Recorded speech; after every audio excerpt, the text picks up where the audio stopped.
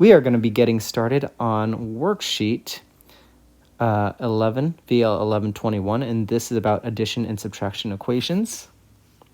They want us to solve the equation, check our solution, and then graph the solution on a number line below. Of course, you always have to show your work. Let's go ahead and get started. So let's go ahead and try, let's go to number 2. How do I do number 2? A lot of times I like to draw a little line down the equal sign to indicate there are two sides of an equation, and whatever you do on one side of the equation, you have to do to the other. So, step 1, I need to isolate the variable. I need to get x by itself, so if I want to do that, I need to get rid of this minus 9. So I do the inverse operation, which is the opposite of minus 9 is plus 9.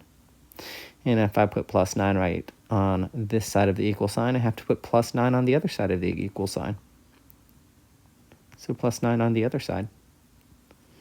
All right, do my little addition line.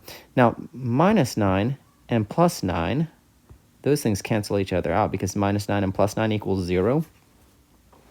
And on the other side, we have 15 plus 9, and then we have to add that up because it's positive 15, positive 9. Anyhow, let's go ahead and bring down what we have. We have that x right there, so I'm going to bring it down. I'm left over with x. And then, of course, oops, that's really ugly. I'm just going to fix that. Of course, I have this 9 that canceled out. I have to bring down the equal sign, and then I have to simplify 15 plus 9. So bring down the equal sign. And then 15 plus 9, that is just 24. And we have x equals 24. So yeah, that's pretty much my answer. So I box it. Now, what I want to do in this section over here where it says check is I want to check my answer to make sure that's correct. And I can do that by substituting or plugging 24 into the original equation. So I'm going to rewrite the original equation. Some people think it's okay to skip that step, and if you can do it, make sure you ask your teacher if that's okay. But for right now, I'm going to do the whole thing. I'm going to replace x with 24, which was my solution. So 24 minus 9 equals 15. So I rewrote the whole thing, except I replaced x with 24. 24 minus 9 equals 15. Does 24... I should simplify this side. Does 24 minus 9 equal 15? Well, it does. 15 equals 15. Yeah, that's good. That solution checks out. Now, I'm not done there yet because I still need to graph my solution on this number line. And this seems like super annoying, but it's actually quite easy. You just draw 24. And then we'll also want you to write 23 and 25, the numbers around it. And then basically you just put a dot on it. Yep, because 24 on the number line is right over there. Some people also write the dot like above it. If you want to put it above it, that's fine as well. But yeah, either way is up to you. So let's try one. Let's try another one. How about one page number, or not page number, how about number 10?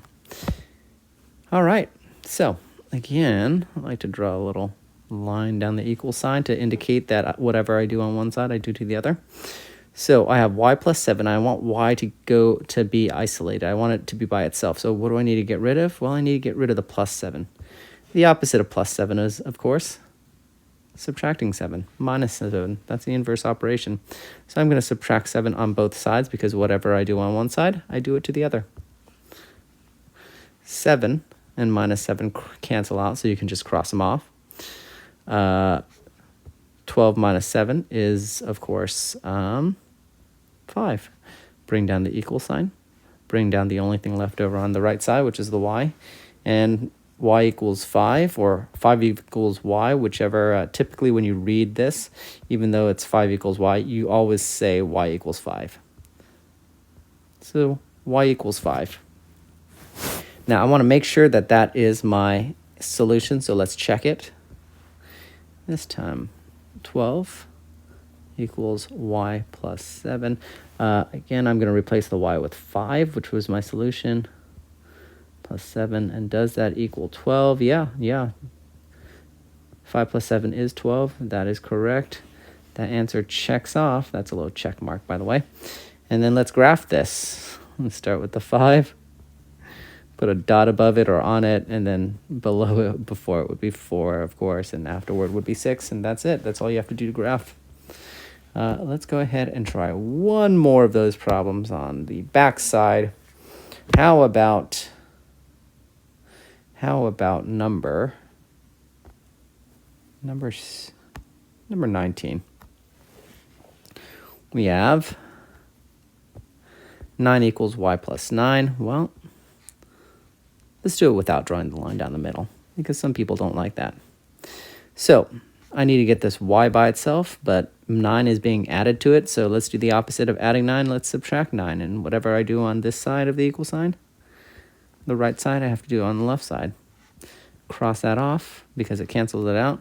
9 minus 9 is also nothing, so I mean, I guess technically you can cross it off, but 9 minus 9 is 0. Bring down the y, and that's it. Y equals 0. Box your answer. Let's make sure that that is correct. This time I'm not going to rewrite the whole equation. I'm just going to plug it in. 0 plus 9. Again, make sure your teacher is okay with that. 9 equals 0 plus 9. What's 0 plus 9? Well, it's 9, of course. That checks out. So let's graph. 0.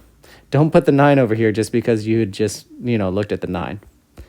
Make sure you are, looking at the solution, which is at y equals 0.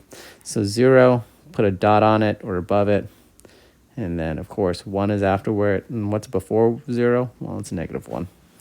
So that's how you graph that. So we're not done. I'm going to do one more problem, which is a word problem. Let's look at 22. The temperature dropped 10 degrees from its high point, and it is now 55 degrees. Write a subtraction equation where h represents the temperature at its high point, then solve for h. So, the temperature dropped 10 degrees from its high point. Oh, if it drops 10 degrees and they want us to write a subtraction equation, so we need to use subtraction where h represents the temperature at its high point. Okay, so it started off at the high point and then it drops 10 degrees. So we start off at our high point, which is h, and it drops 10 degrees, and 10 degrees means you're subtracting h minus 10. And it says that it is now 55 degrees. So after you start from the high point and you go down 10 degrees, it's going to equal 55. Now they ask us to solve for h. All right, well, this time I am going to do that little line. So get h by itself, and I do that by adding 10 to both sides. This cancels that out. We're left over with h equal sign, and then 55 plus 10 is 65. I believe that is our answer. There it is, h equals 65. Now, if you wanted to graph it, that's not hard. You start with 65, 66. Before that is 64, and then you just put a dot on the 65. And that's it. That's that. Go ahead and try the rest on your own.